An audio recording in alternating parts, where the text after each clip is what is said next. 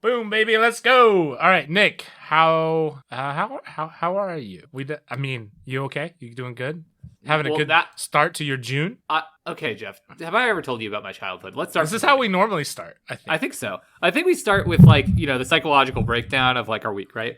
So anyways, I was born on a windy day in October, right? So really, windy. Do you feel like that changed who you are today? No, Jeff, you're supposed to cut me off. Your job is to cut me off.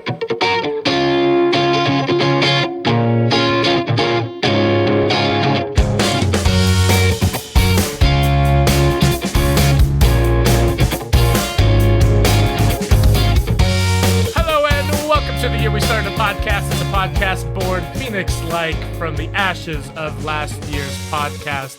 I am your secret agent and interrupter of bad intros, Jeff.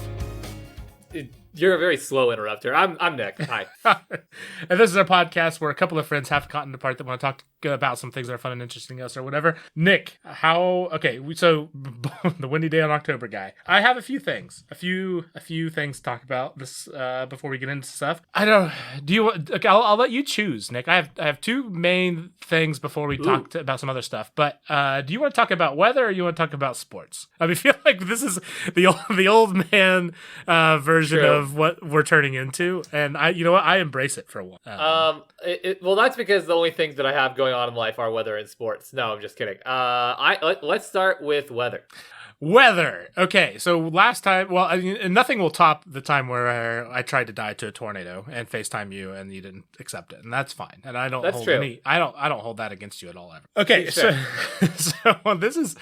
If you have listened to the podcast long enough, or if your name's Nick and I've forced you to talk to me long enough, back last year sometime, there was an instance where I had a generator that I had to juggle a couple extension cords between in order to keep our sump pumps going, and then it exploded a can of Spindrift or something, and that was an interesting time. Well, I feel like, I have the whole this week I hurt myself bit, and I haven't had to use that in a long time, and I'm starting to think maybe that needs to be replaced by I've had a bad weather experience, we'll work on the name. We'll wordsmith it outside of this. It's normal. It's a very catchy name.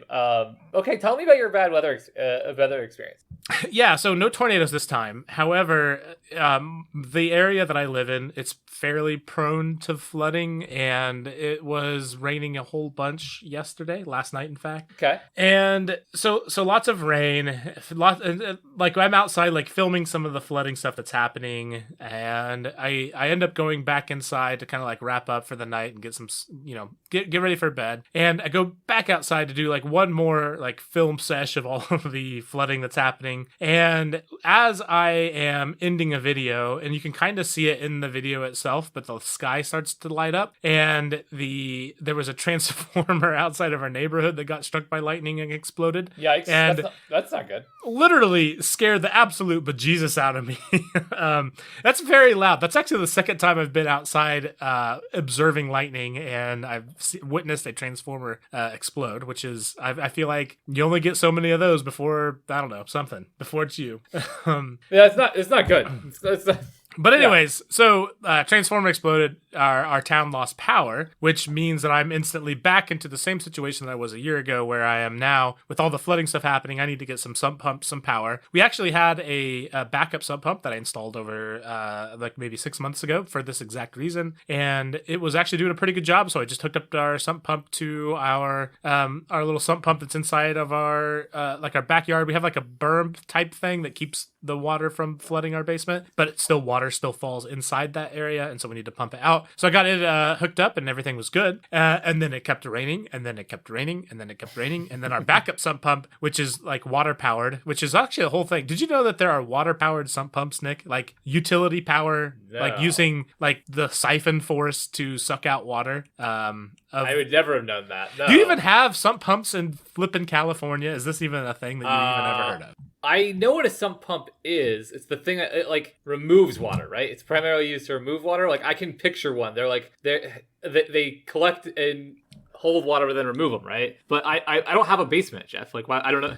Well, you don't have to have a basement to have a sump pump for my in my defense, but depending on like where the water table is. And... I think the real reason I'm less aware. I feel like my in-laws have this in Pennsylvania. Like, a sump pump. I like Googled it when you asked that. Like, yeah, I know what that is, right? I'm like, yeah, it's this thing. It's that little hole is in like a basement. Yeah. I may have had one when I was a kid in Massachusetts, but I live in a place where it rains like literally like 10 days a year. You know what I mean? Like I'm the worst for this. I've been in a drought since I was 18. You know what I mean? Like, okay, real quick, your current location. Can you Google what your rainfall per year is? Yeah, I can. One sec. 12.9 inches a year. Okay, so we got like a fourth of that literally in the last 24 hours. Yeah, correct. Yeah, that adds up. Yeah, we get 34 inches a year on average, and I'm actually surprised it's only 12. I'm like, or like that it's all the way up that high. I'm like, I was expecting like 6. That's dang. Yeah. So it's been a rainy time.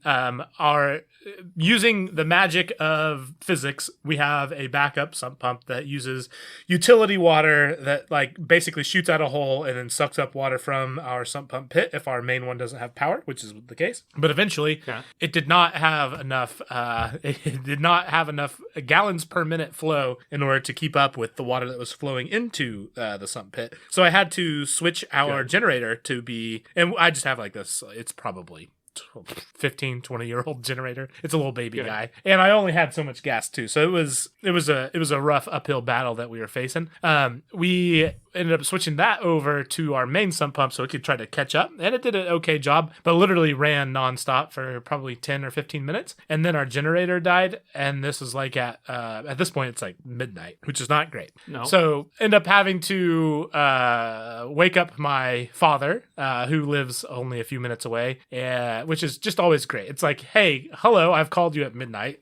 Please, I need you to do some things in the middle of a giant storm. And I have him come over with a generator. He has, I don't know, a handful of generators. That's the benefit of having parents close by, is they have everything. And so comes over, and we ended up getting everything hooked up and pumping out all of the water from sump pumps and outside in our little basement, little water fortress to keep things from flooding. It was one of the most bizarre things. I'll send you some pictures later. But we survived. I did not get to go to bed, though, for a very long time. And then literally... This sounds like very, very frustrating and annoying. I'm sorry. Yeah, no, it was you know what's beautiful about it though, Nick? We got everything all like caught up, so like the sump pump was caught up so it could actually turn off and like fill back up and then pump it back out like how it's supposed to work. Good. And I got all that settled, and I finally felt comfortable enough to go back to bed. At this point it's like 1:30 or 2 o'clock in the morning, and I swear I closed my eyes only to have them ripped open by the lights turning on because our power came back on. Like perfect timing. Perfect timing. I just went to bed, and then I had to get back up, and then I had to like, turn off the generator, unplug everything, plug it back into all the normal stuff. It was just so fitting. Like, I've gone through this entire night, woken up everybody that I could have possibly have woken up, monitored things, watched water with floodlights, just making sure it all was being taken care of. Feel good, lay down, close my eyes immediately. Every light in the house that was on when we lost power originally. Just absolutely blinding. And thankfully, the lights have been out for a long enough time that even before you fell asleep, you're probably very accustomed to the dark, which is really nice for when it abruptly changes like that. That's pretty convenient. Oh, and you know what's even better is, like, definitely the kids don't notice at all that all the lights in the house turned on, right? Like, definitely not at all. Nope. All right, so sports. Nick, when's the last time you have legitimately taken on a sport that you did not watch before but then became interested in? Or is this even an experience that you've had in the past, recent years? I mean, biking kind of, I guess, I kind of like just jumped in 2.5 years ago, a little before the pandemic. I didn't realize that was that recently. That's crazy. Yeah, I mean, I goofed around with BMX bikes as a kid, but not like seriously or anything, and it kind of fell off for like 10 years. And then I go through moments of like really caring about like I watched all the fourth quarters of all the Chiefs games in the playoffs. It's not to say that I cared, but I was just like, or not that not to say that I didn't care before, and not to say that I am like a big fan now, and I'm not like I am not on top of anything with football. But for a moment there, I was like, oh shoot! Yeah. And it happens. I guess that same similar experience happens, I think, with like the Olympics every now and then, right? Like you like get invested in a thing, and you're like, oh man, I can't wait to see who's gonna win. This year is whatever, So but nothing big. I haven't like fallen in love with a sport out of nowhere, except for biking, in a long time. Why do you ask? Well, you should be able to guess this because, well, I said it in our text earlier this week, but Nick, I've never, if you would have told me this a year ago or any time before then that I would have been into this, I would have been very surprised. But I have weirdly, and not even just me, and I feel like at this point in my life, it does have to be kind of a joint thing. My wife and I have gotten into Formula One over the past month. And it's so, okay.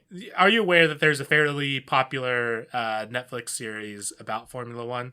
I am, not just from you telling me. I think I told you this, but not just from you telling me. But I have a friend in not in in Formula One, but I have a friend who's in the like dirt bike industry. He works for Suzuki, and he is all about any kind of like racing and motorsports in general. So he's told me about it before too, and saying high praises of it. So I don't really have two people. Unbelievable. Yeah. Unbelievable.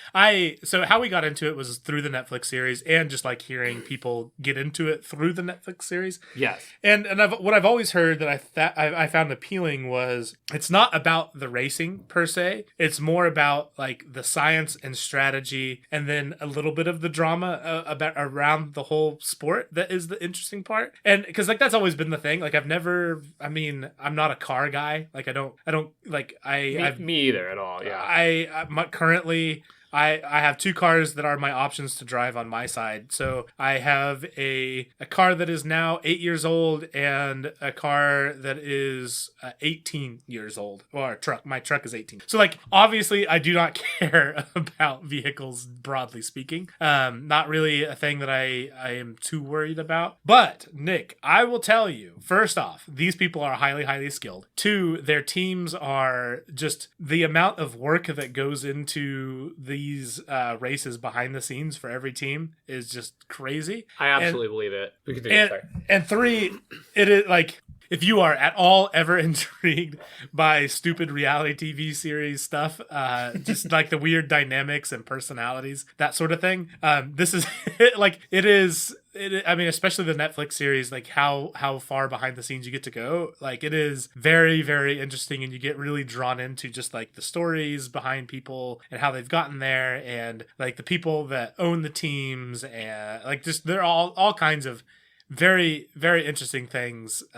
It's really cool. And so like that was a really interesting thing to like kind of get drawn into. I find sports reality TV to be interesting in that it like shows you how people tick and like what makes them like them successful like at that scale. But it's also hard to parse because it's like, that everyone knows that reality TV at best case scenario, the people are aware that they're being recorded, right? So right. It's always hard to take it at 100%. But I think if you like just let it go and just be like, hey, this isn't a perfect depiction, you can usually have a lot of fun with sports reality TV. It can be pretty dang fun. Yeah, no, I know.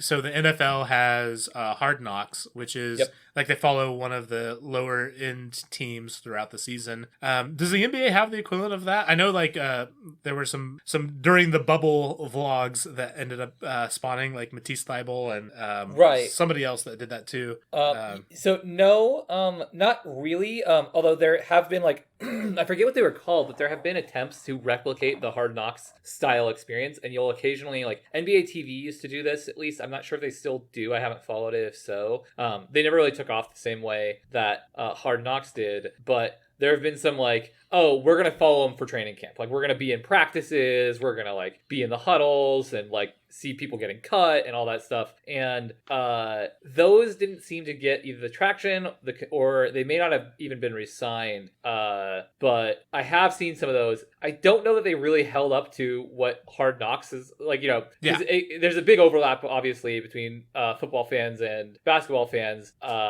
because they're just sports fans, right? So it seemed to me like football fans that loved Hard Knocks were a little disappointed with them. I don't know if that was just like the circumstances. I don't know if that's me me misreading it because I wasn't watching them religiously or talking about them on social media. But yeah.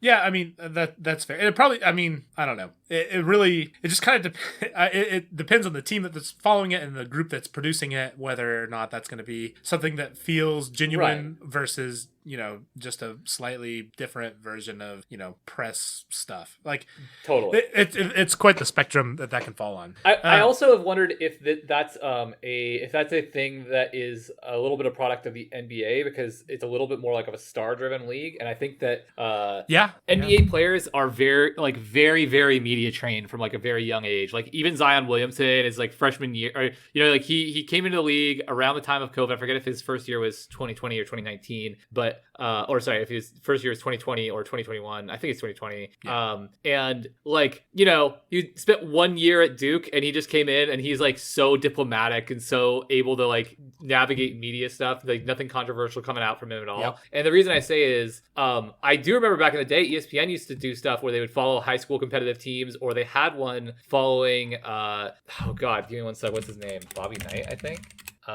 They had one following Bobby Knight's college team. Do you know who Bobby Knight is? The coach? Yes. Yeah. Yep. So they had so he used to coach Indiana. That's what he's famous for. And then in the 2000s, he started coaching Texas Tech, and they did a reality TV where he was trying to remember this. A walk-on. It was so good. It was wildly popular. But it felt it may have felt more authentic because it was amateur athletes, right? Like it was college athletes and like kids trying to make it a college team, so they may not have had the same level of experience. Maybe that's like one of the reasons that it hasn't translated over as strongly as the like the star focus might make people a little bit more media shy in the NBA.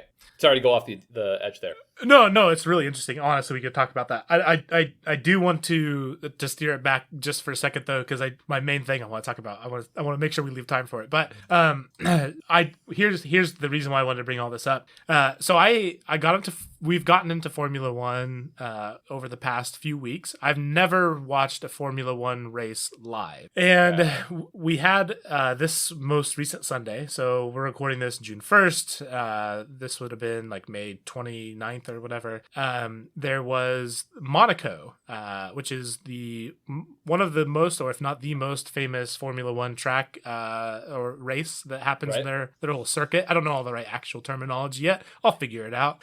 But anyways, what I've learned about this experience, and I've kind of known this about myself because I've seen it both in the NBA, where I don't know nearly as much as like yourself or somebody who's followed this throughout the entire season really, really well, or also even just through some soccer stuff. Like I'm not like super well versed on strategy and how it all works, but I can definitely get into it. I've learned now, Nick, through watching this Formula One stuff, I am just a competition junkie. Like I am such a sucker for it. Like I cannot help but get completely drawn in. And like there was like a whole thing at the beginning of this most recent race where they were literally they were getting ready to race. It was like 10 minutes to the start, and there was like rain on the forecast, and so like all these teams were in the blocks. I don't know what the right thing is. I ran track. What's wrong with me? But anyways, the equivalent of being a race car in the blocks. They were like in their spot, and but the like all the places in Formula One where you have your pit stops or whatever they're called were further on a different part of the track. And up until the very beginning of the race, you can change your tires to like they have like hard tires, which are the fastest but also most slick, and they have like a medium, and then they have like the the wet slick tires, which are the slowest. Yep, all makes sense. And so like literally all these teams, like it's starting to look like it's gonna rain. Radar shows it's gonna start to rain. It's like all these teams have all of their like pit like crew people are sprinting with like these tire trolleys and like sprinting them, like pushing them like a quarter mile up to where their cars are, and like trying to get the tires changed out at the last second.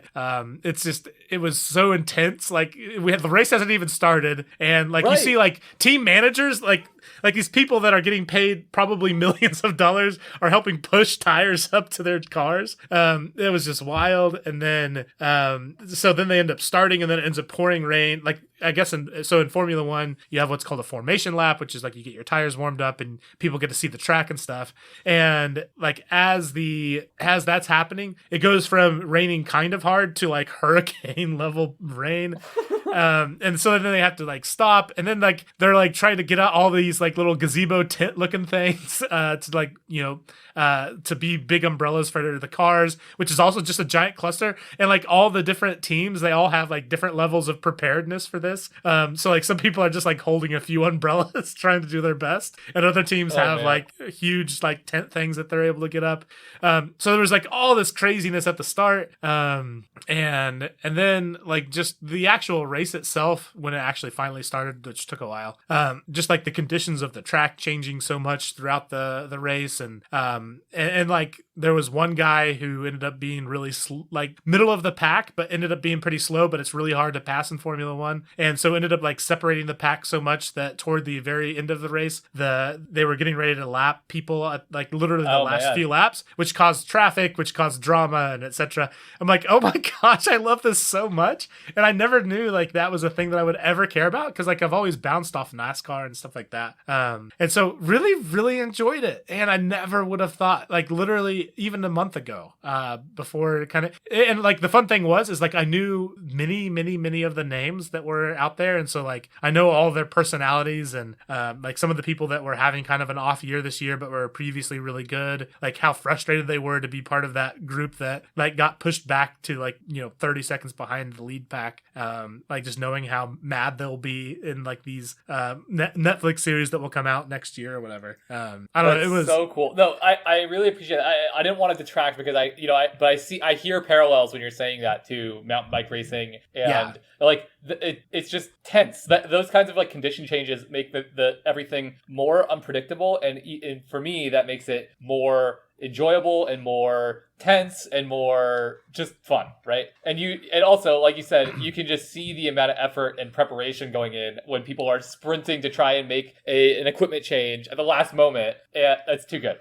And then, so I really enjoyed that. I'm like, you know what? Let's keep on this racing line here. So the Indianapolis 500 was literally like 30 minutes after the Formula One race finally ended. And I assume you don't know how the Indy 500 ended. I do not. I have no idea. So it was also just a buck wild ending. So, or just a situation. So the entire race was somewhat interesting. Nothing nearly as dramatic as the start of all that. But there was a former Formula One driver who has now moved over to race in IndyCar racing, and he and I'll just do the spoiler. So he ended up winning. He was the lead person going into the last probably 20 laps or so. He was in the lead, and at that point, like when he overtook, it was like really competitive. But he had actually like really separated himself from the pack going into like the last 5 laps, to the point where they were talking about how frustrating it must be for like, you know, second and third place, where, you know, they didn't have any genuine hope to try to overtake him because he was so far ahead. Right.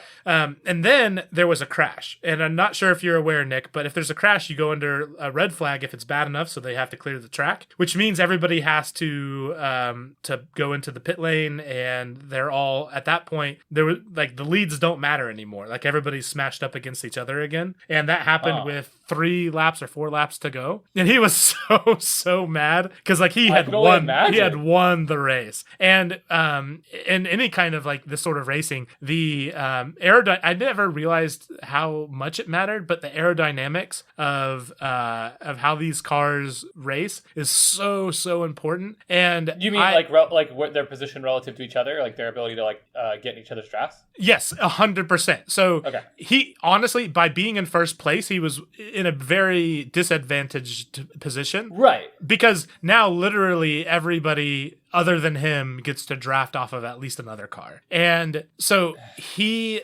with literally only, because how that works is they do 1 lap after the caution, and then they go race. And so at that point, he only had 2 laps they had to try to defend people off. Or I guess we could, I do want you to watch this, and I want to hear your reaction. Are you okay if we do that real quick? It's only like let's do it. 1 minute. Okay. Open that up. So what you're watching here is right after they finish like the caution lap, and then they go into the real, like as they round the corner is when they start the real actual lap. So tell me when you are ready to hit play, and we'll hit play together. I am ready to hit play when you are. All right, 3, 2, 1, play button. Sound or no? Yeah. I'd be so pissed off if I was 5 laps up and they took it all away from me. Oh, dude. And just like watch how crazy he drives to try to fight off the drafting. He like goes all the way into pit lane multiple times. Like, look at this. This is intense. All right, 1 lap now.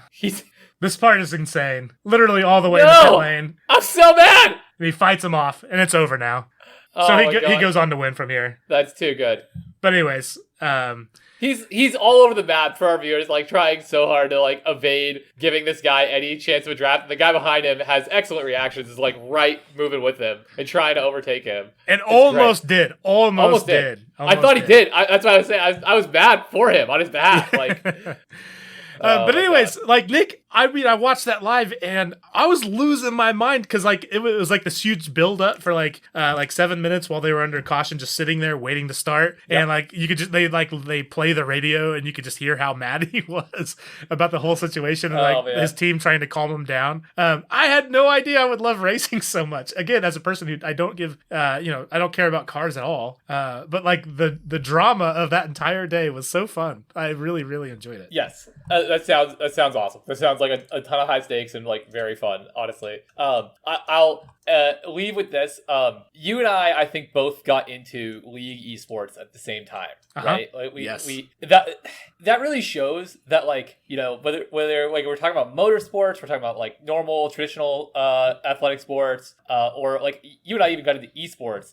Like, there's a through line of just, like, if you make competition tense enough, you raise the stakes enough, and people are invested enough, like, it is wildly impressive, and these people push each other so hard that it almost always becomes a very competitive, awesome thing that has all the investment of the athletes, and it has all the, like, drama and tension that you want from a sport. So, yeah, like, if you're, like, I got nothing but respect for any competitor at any kind of competition.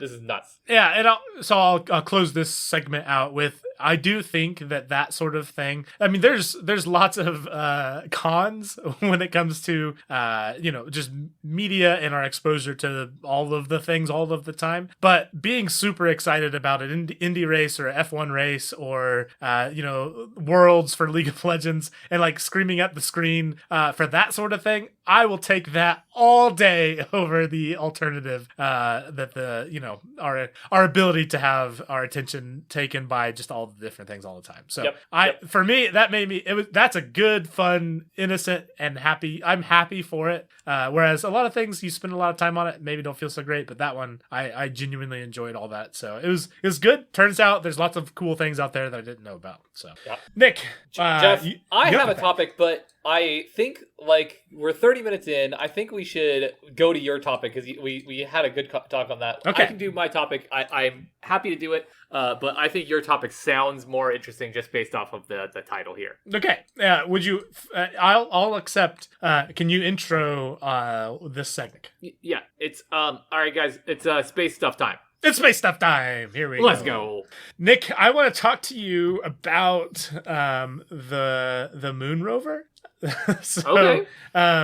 First off, though, I assume it's made it across your radar that we're gonna go back to the moon at some point, hopefully soon. Did you know this? Yeah, but like I know this, but I didn't like read articles. I think like I saw a couple of headlines or something to that effect. Yeah. And I've never really known like how serious to take space stuff because like we just kind of stopped doing the moon altogether, right? So, we did. Yeah. No, it was like, okay, it's now the 70s and we're no longer about moon stuff. That's kind of how that worked out. But in all fairness, it is extraordinarily expensive, and to get the funding as a government organization like that, there's a lot of politics there, and I'm not sure if you're aware, but sometimes politics is politics, and so hard to make that happen. Okay. Sometimes occasionally. Okay. Yeah, sometimes some disagreements. But no, a couple different things came across my radar from the good old moon days of the 60s and 70s, and I found the whole moon rover stuff so fascinating, and I just wanted to talk about it. Okay, so let's talk. So like from the get-go, like when we were originally starting to figure out our moon plans, there was a ton of stuff that ended up getting developed, like just doing some R&D on how we can maybe drive around on the moon. And there are lots of weird things out there, and there's like multiple companies that were trying to make it happen. And ultimately, there was one leading group who ended up being the ones that came with, it was called, what is it called? The MoLab. Nick, you want to take a guess at what the MoLab stands for? More lab. Mobile Laboratory. Damn. Clever. I'm going to send you a brief picture, and I want you to guess what the problem was with the MoLab as to why ultimately we never saw this thing land on the moon. Okay, so I see this, right? And I see, like, how the crap do you get it up there? It's my first thought. Yeah? I feel like it's gonna take a lot of space up in your spaceship. But is there something else I'm missing that's keeping it from being moon ready? Yeah, no, you're completely correct. And more so than space, or like how much, like, size-wise was the problem. The fact that it weighed 3 tons, so that was a big oof there. Not ideal. But for the longest time, like leading up to it, we that was kind of our leading thing. Another weird thing, Nick, if you think about it, like all of this original development was done pre-knowing anything about the actual surface of the moon. Like that's like the hubris there, and I respect it. Like, don't get me wrong, I don't give that as a negative, but like just the confidence that we could develop a vehicle having no concept of what was actually going to be there when we had ideas, don't get me wrong. Yeah. But it was a completely blind idea. Like we did not know. We just knew that it seemed like lots of craters and stuff. But outside of that, not a lot of ideas. Not a lot of knowledge. Okay, that's interesting. I didn't know that we were like that out of the loop. Yeah. No, I mean, it was truly like the whole Apollo series of missions from Apollo 1 forward. Lots of exploratory things. Because now, by the time we actually landed a rover and landed humans on Mars, or not Mars, on the moon, we knew a lot more about it by the time happened. We've definitely landed humans on Mars. The SpaceXs of the world just don't want you to know. Okay, sorry. Yeah. Okay, so the problem with it was literally going to take an entirely separate rocket to take this rover to the moon, and so it ended up getting scrapped for budget. Okay, fair enough. I mean, that would be extremely expensive. But and I will say also, I need to say their names. So Ferenc Pavliks and Samuel Romano were the chief engineer and team leader, respectively, for the original MoLab, that vehicle that ended up getting presented. And okay. It wasn't, it kind of looks a little bit silly to look at now, but really that was the leading idea budget cut for the vehicle. And so they, after having the second shuttle cut, they didn't give up. They knew at that point that they needed to fit it into the existing lunar module. So like the thing that the actual astronauts were going to land into. And as you might imagine, Nick, there was not a lot of like free space available on that thing. No, I imagine that you're budgeting your space pretty damn hard. At a premium, for sure. So there was though at that point when they canceled the second shuttle and said that wasn't feasible, there still was a 1 meter by 1.5 meter. So for us imperial folks, that's basically 3 foot by 5. There was that much space that was not taken up on one of the sides of the lunar lander, okay. And so that was what they tried to design something within, which I'm not sure if you can kind of just gauge challenged by the general size of the original vehicle, but that was quite different. What they ended up doing was 3 foot by 5 foot sounds like, I mean, that sounds like a child's, like a child's truck. You know what I mean? Right, like my son's little Jeep thing that he drives around in our backyard. There you go. You got it better. The Jeep, the little Jeep, exactly right. Yeah, I'm sorry, but that's like that doesn't even sound realistic. Meanwhile, the one you sent me is like larger than any consumer truck from like visually. Right, it's like a truck with a giant topper for all your science stuff. With a submarine on top. It's like a submarine with wheels. Yeah. So quite the difference. But they didn't give up, and they ended up designing something that would fold in thirds, kind of like how you would fold up a letter for an envelope. Like one axle would fold over into the middle. Real quick, did they invent a transformer? They invented a transformer. Also, Nick, this was an electric rover, and I'm not sure if you're aware or not, but like we're still like figuring out electric cars today. Yep. So I mean, to do this in the 60s is pretty impressive. But before actually even doing any of the actual engineering of this thing, they had a proof of concept that was like a 1/15th or 1/20th scale. It was like maybe a foot across.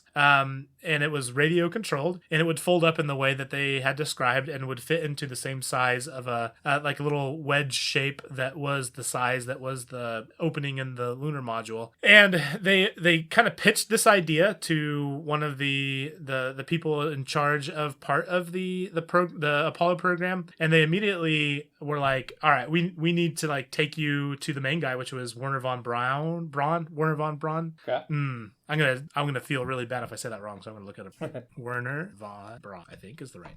Yeah, so they needed to take it to Werner von Braun, who was the lead person, the director of the Apollo space program, and he was a very passionate person about space exploration even before Apollo was even a feasible idea. And so they really wanted this to happen, and so they took a little bit of a theatrical approach to trying to convince him that this was a thing that they should adopt. And so they got a meeting with him, and they drove in via the radio controls. They drove in their little model with like they didn't even walk in first. They literally drove it in and then folded it up and then put it in its little space, and then they made their pitch for like, we need to do this, and I respect it. Yeah, like, and that theatrics paid off because he agreed, and literally this was right as Apollo 11 was launching, and they agreed that they had 18 months to actually make this happen so that it could be on board Apollo 15 when it launched. That would give them a little bit of leeway to make sure that everything was able to fit and functional going into it. So the people that originally made Weird Space Submarine thing came up with this other idea, pitched it to the director of the Apollo program, and he agreed. And I think that's awesome.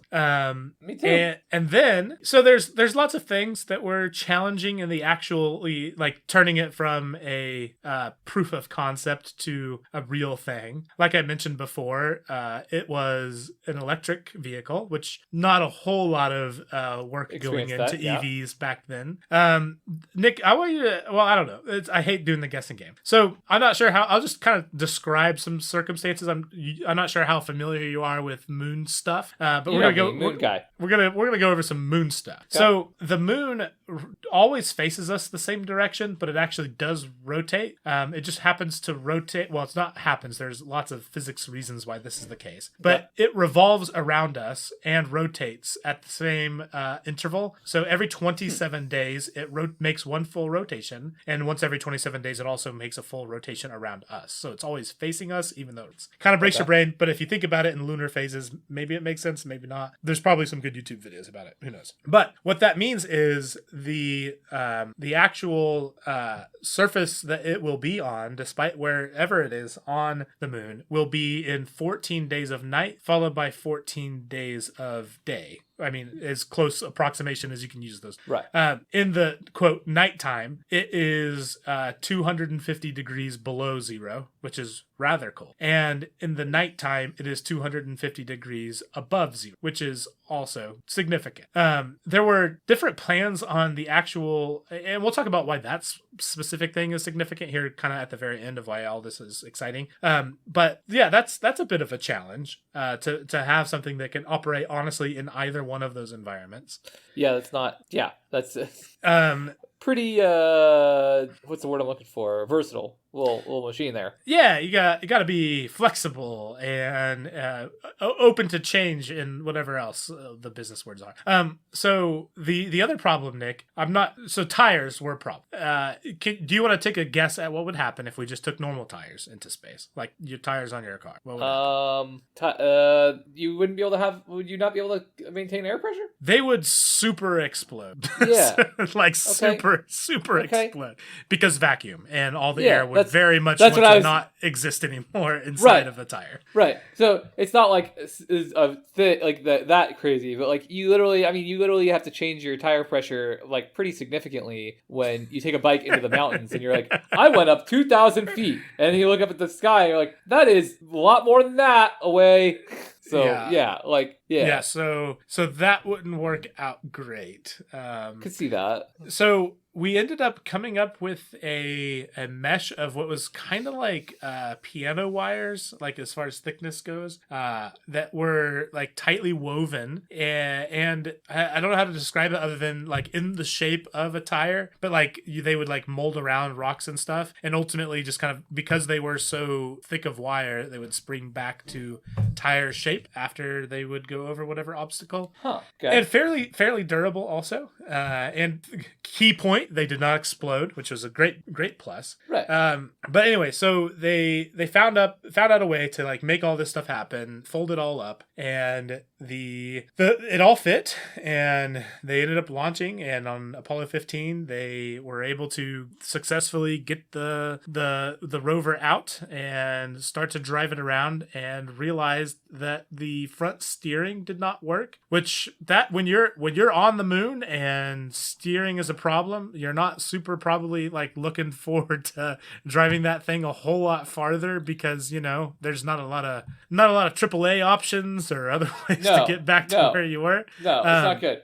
There was.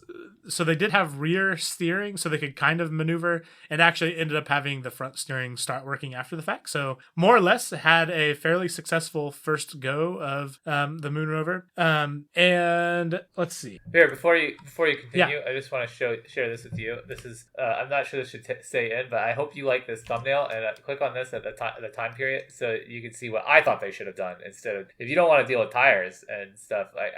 We've figured out the solution.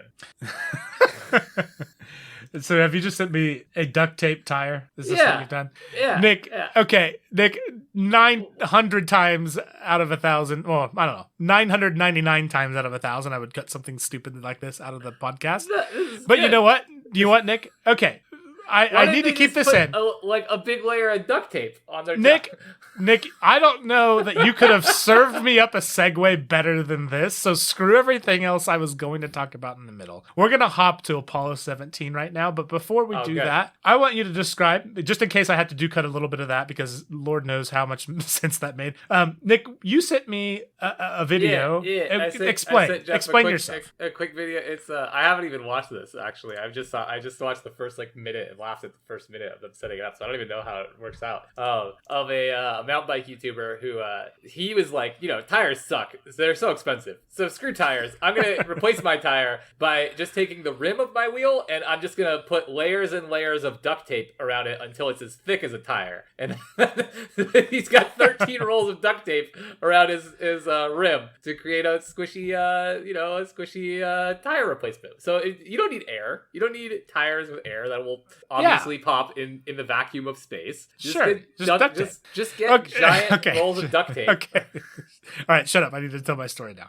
Okay. Please. So the whole experiment with the rover goes well the first time, well the second time also. There's some bumps along the way. However, on the Apollo 17 mission, I believe it is. Apollo 17. They were on getting ready to go do a rover mission, and one of the astronauts who, like, the nice thing about a rover is obviously the speed that it can go compared to what you can walk in a spacesuit on the moon's surface, so you can go a lot farther. But also you can carry a lot more, like, science stuff in case you find anything. And they actually did find a lot of cool stuff, and I won't go into the details, but, like, a lot of how we know the moon works and was formed, and kind of the geology of the moon has been found out because of them being able to travel to different geological sites because of rovers. So lots of cool stuff there. That's the part I'm skipping. Go watch something or listen to something that people that are smarter than me talk about that. But what is interesting and relevant, one of the tools that one of the astronauts had was a hammer, what was like in his belt, and he was getting ready to get into the rover and accidentally got the hammer caught on the fender of the rover and ended up breaking off the fender of the rover. Granted, like, gotta keep in mind, a lot of this stuff is like extremely lightweight and fragile, right? And so obviously that's kind of like a little extreme to think about, but it's pretty lightweight stuff that they're dealing with. So tore off the fender off of over one of the wheels, which sounds like not a huge deal, and they actually tried driving it without the fender, but because of the moon dust and the low gravity, it actually kicked up a significantly more amount of moon dust, which again doesn't sound like necessarily a problem, but moon dust is extremely sharp. Because there's no like erosion or anything, or significantly less, so like all of the particles are extremely sharp, and it's really bad for electronics and really bad for spacesuits. And actually the rover started to overheat from some of the stuff that it was kicking up and building up on some of the electronics, and so they actually stopped and using some of their moon navigation physical like paper maps and duct tape made a makeshift fender on the freaking moon to continue the mission. And I just want you to look at this, because you sent me a thing of duct tape makeshift things, and you know what? I think this takes the cake, because this is duct taped maps together, duct taped all over a wheel to be a fender on the freaking moon, and I think that is amazing. That is fantastic. I have an utmost amount of respect for this. This is DIY excellence right here. I am yeah. And you say fender, and like I obviously know that like I know what a fender is, but you forget on these like buggies, it's got to cover a ton. It's a big ass fender that's covering a ton. I mean, but also this is quality. This is engineering at work right here. And I also love the idea, like, obviously they have electronic versions of some of the navigation stuff. And in fact, they, on all of these, they had automatic navigation, stuff that would, like, bring them back to their landing site. But just the idea that, like, as far as physical stuff goes, they're like, screw it. We'll just duct tape it as a fender. We don't need our physical maps here. I loved that so much. Me too. I will say this totally confirms, like, not confirms, but like this totally aligns with my vision of like the kind of person that would be an astronaut. They're like most nerds and scientists and engineers and stuff are at heart, like, they're willing to just be like, screw it. This kind of like does the same thing. I know it's DIY. It looks janky as hell. It looks like nonsense. Like, but it does the thing. It does the thing. And that is absolutely like what they're like, no, we got to keep it rolling. We'll yeah, of course we'll ride around with a duct tape map on our tire. It's fine. Yeah, no, I loved it so much. Like, it is, you're 100% right. Like, that is just the spirit of the sort of people that would love to do this. And like, the reason why I got excited about this, one, because there's just so many cool old stories like this that honestly get forgotten. And two, I just had my whiteboard fall off my wall. That was exciting. Sorry. And two, I should find some duct tape, fix this. Sorry. But also what they're talking about now with the Artemis missions, which is NASA's missions to the moon, which have unfortunately been delayed, of course, because of how everything happens. I think Artemis 1 is still planned for this year, I think in August currently, which won't actually be one of the manned missions. One of the manned missions won't happen, I think, until now 2025 or 6. So we're still a few good years away from from actually setting foot on Mars again, or gosh dang it, setting foot on the moon again. But what I thought, I was gonna say this earlier. I didn't want to make a thing out of it, but like I just want you to know that the pandemic taking away, like, and not just the pandemic, but like the last like whatever years, taking away my ability to make a silly joke about conspiracy theorists who don't believe we made it on the moon or like believe we have like gone to Mars. That's the funniest the funniest conspiracy theory, and I want to be able to laugh at it. And I don't appreciate that like it comes off as a as like political or something. I want to be able to make fun of people not believing we made it on the moon. And that's all I want in life. I'm staring into your soul right now through this microphone. I don't care. Cut it all if you want. I don't care. No, you're 100% right, and I hate so much that is a true thing that like you can't make fun of because Lord knows the adoption rate of conspiracy theory is like at an all-time high. Yeah. But yeah, sure. If you want to, if you cut it all, I don't care. If the tipping point for caring about this podcast was believing whether or not we landed on the moon, then that's fine. That's true. It's true. I'll survive. Okay. What was I gonna say? Oh, the thing that's really cool. That I'm excited about. So the thing about the Artemis missions is the idea behind it is kind of twofold. One is to have a permanent moon base there, like that's kind of akin to how we have the International Space Station, and like it's a continual place that we have science happening. And then two, to be kind of a launching point for Mars missions. There's a lot less escape velocity needed off of the moon, so if we can do something like that, that can save a lot of energy that it takes to get there. But the part of it, like the being a permanent station for science, means that these rovers are going to have to be really, really durable, and like just battery technology in general will have to come a long ways in order to support that. Like I mentioned before, 14 days of night and 14 days of day. I mean, 14 days of no sunlight and negative 250 degrees Fahrenheit. That is not a good thing for batteries. Batteries do not do well in cold, and that is pretty cold. And further, like storing that much to be able to have a continuously functional vehicle over that entire time, like just the general energy storage also needs to come a long ways. And so the thing that I found really exciting about that is like that if we can actually care about this and focus on this and solve some of these problems, like that is going to make battery technology from an EV standpoint and also just generally energy sustainability type things be significantly more feasible once we do figure that out. And like that's been a lot of the benefit of a lot of these missions is like we had to solve some really incredible problems in order to make it happen, and we kind of reap the benefits over the years after the fact. And I don't know, it's like I could definitely see that being the case here. I mean, obviously EVs have taken a significant portion of the market for vehicles right now, but like to make them be even significantly more affordable and actually feasible for a lot of people, that would be super crazy cool. And the fact that we get to figure out how to do that because we want to have people be on the moon, that's even cooler. So there you go. Completely agree. I think it's really interesting how technological advancement can be like tangentially related, or they can come as a consequence or byproduct of something that it was not the overarching goal or whatever. And I've heard that a lot about space travel in general, like that, like space, like don't like we use.